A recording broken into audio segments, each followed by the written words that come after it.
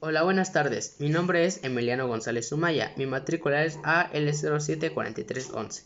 El día de hoy les voy a presentar mi proyecto integrador en la materia de informática con el profesor Olin López Genis, el cual consiste en una serie de preguntas junto con algunos planteamientos. Y sin más preámbulo, demos inicio a este proyecto.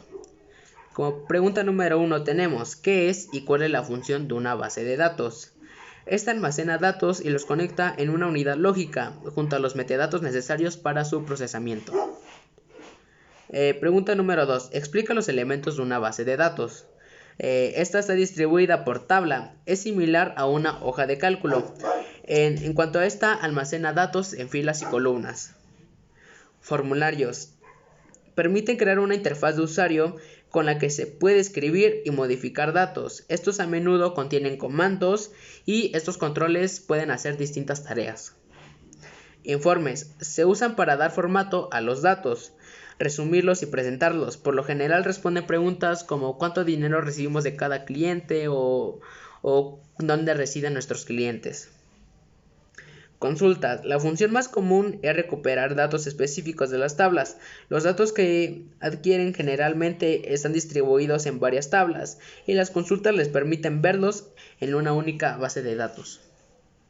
Macros. Puede considerarse un lenguaje de programación simplificado que puede usar para agregar funciones a la base de datos.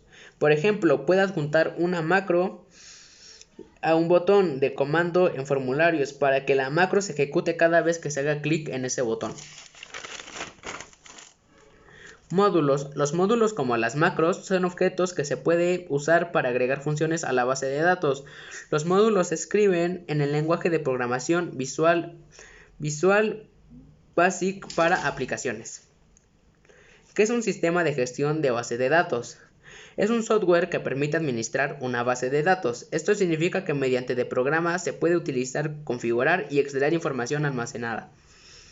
Explica las relaciones que se tiene entre tablas. Una relación de tabla hace coincidir los datos de los campos clave. En la mayoría de casos, estos campos coincidentes son la clave principal de una tabla que proporciona un identificador único para cada registro y una clave externa de otra tabla.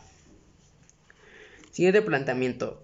Imagina que necesitas crear una base de datos para almacenar la siguiente información de los alumnos de una escuela: nombre, apellido materno, grado, grupo, matrícula, sexo y edad. ¿En qué software recomienda realizar la base de datos y por qué?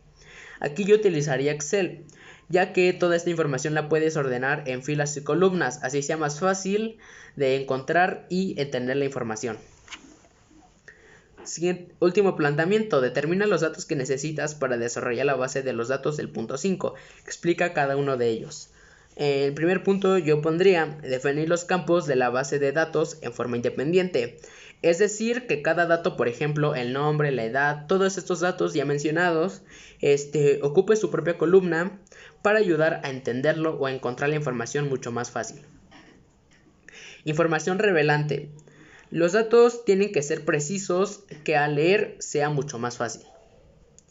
Cuidar tu base de datos. Reguarda cada documento en un lugar seguro y no permitas que muchas personas entren a él.